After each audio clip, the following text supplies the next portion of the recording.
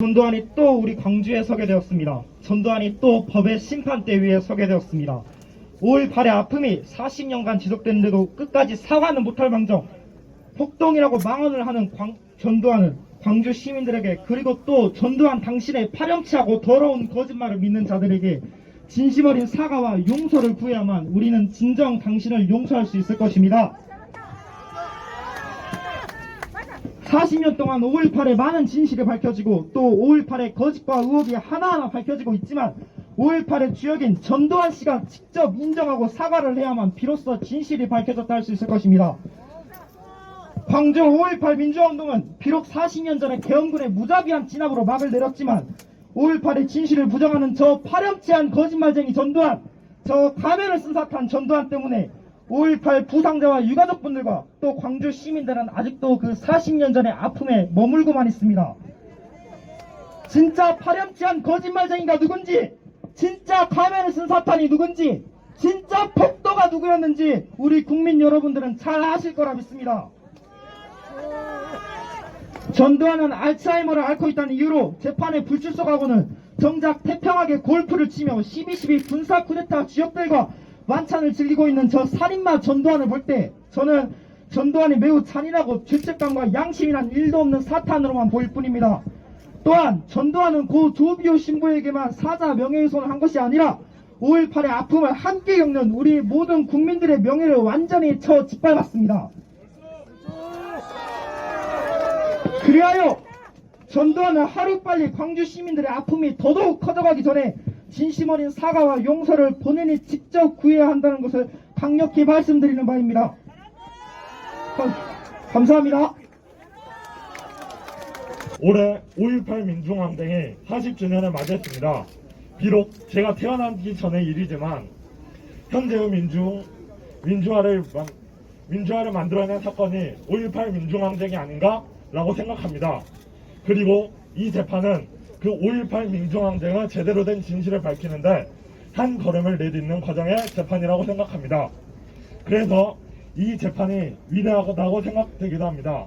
벌써 40년이라는 시간이 지난 지금도 누가 사격 명령을 내렸는가, 그리고 헬기 사격은 있었는가라는 의혹들이 풀리지 않고 있습니다. 이러한 의혹들로 인해 아직도 희생자들의 유가족분들이 수많은 아픔을 겪고 있습니다. 이런 의혹들을 어쩌면 마지막 기회가 될 수 있는 진상조사위원회에서 샅샅이 파헤치고 낱낱이 밝혀서 시민들과 피해자의 유가족분들께 진실을 알려야 된다고 생각합니다. 저는 자신이 29만원밖에 없다고 말하며 호화로운 생활을 즐기고 있는 전두환에게 시진금을 물리고 이를 포함한 전두환이 피로 축적한 재산 전부를 세세하게 찾아내 국고로 환수해야 된다고 생각합니다. 전두환의 구속과 더불어 학살자인 그에게 강력한 처벌이 이루어져야 된다고 생각합니다. 제 꿈은 역사와 관련된 직종을 갖는 것을 목표로 두고 있습니다. 후에 이 목표를 달성하게 되어 5.18 민중항쟁에 대한 말을 할 수 있는 기회가 온다면, 혹은 미래의 제 아이들이 커서 5.18 민중항쟁이 무엇이냐, 누가 초항을 쏘았는지, 책임자는 누구인지 자세히 물어보는 날에는 5.18 민중항쟁에 대해 설명해 줄 수 있는 사람, 당당하게 그 책임자의 이름을 말할 수 있는 사람, 그 책임자는 처벌받았냐는 질문에는 당당하게 당연히 그 사람에게 맞는 제대로 되고 강력한 처벌을 받았다라고 말할 수 있는 사람이 되고 싶습니다. 제 꿈을 위해서, 그리고 미래에 똑같은 사태가 발생하지 않기 위해 부디 진실을 밝혀주십시오. 감사합니다.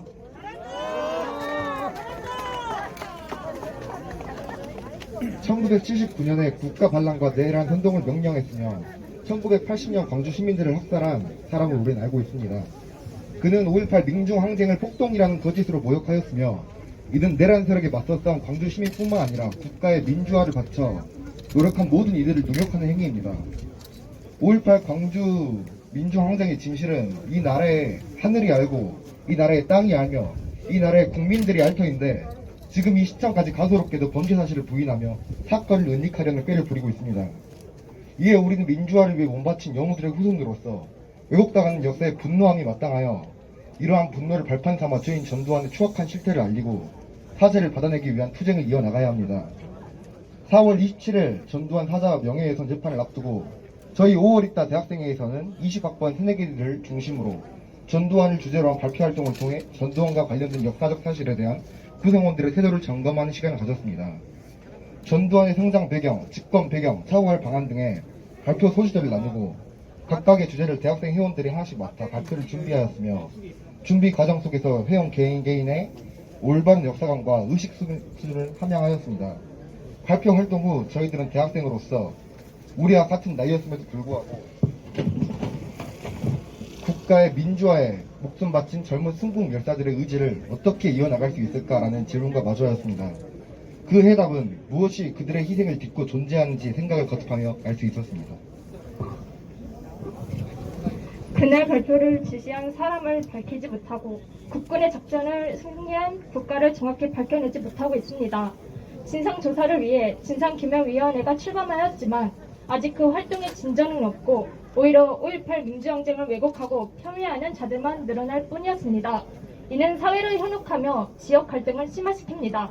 정부는 현재 민주주의를 위해 목숨을 바쳐 희생하신 5월 영령들과 5.18 민주항쟁을 왜곡하고 폄훼하는 이들에 대해 차별하지 않고 있습니다. 국가는 이러한 역사적인 비인도적인 행위를 하는 이들을 국가적 차원으로 강력하게 차별해야 합니다. 또한 우리는 미국이란 존재에 대하여 다시 한번 생각해 볼 필요가 있습니다. 5.18 민주항쟁 당시 국가의 작전 통제권은 어디에 있었습니까? 바로 미국입니다. 그러므로 국군의 이동과 집단 발포는 미국의 허가가 있어야 하였습니다. 하지만 미국은 이에 대해 묵인하고 있습니다. 우리의 국가에 요구합니다.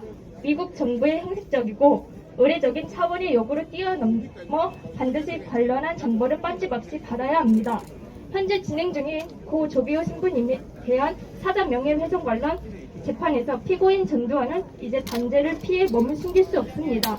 이번에는 고 조비오 신부의 명예훼손으로 법정에 세워졌지만 전두환은 모든 이들의 한마음으로 분노하는 이유를 똑똑히 알아야 합니다. 모욕적인 언변으로 광주 5.18 명예를 또다시 더럽힌 죄는 광주 시민의 입장으로 절대로 용서할 수 없으며 해당 모욕은 바로 세워진 민주주의를 모욕하는 행위입니다.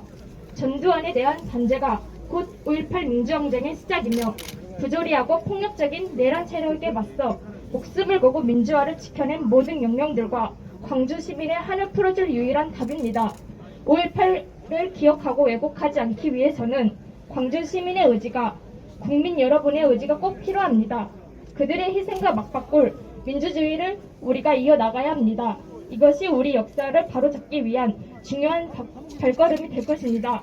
5.18 민주항쟁의 희생으로 꽃피운 민주주의 위에 선 사람으로서 전두환의 추악한 실태를 퍼뜨리고 그의 단죄를 위해 우리 모두 한마음 한뜻이 되어 투쟁해 나갑시다. 저희들도 함께 힘을 모으겠습니다. 2020년 4월 27일 5월 있다 회원 일동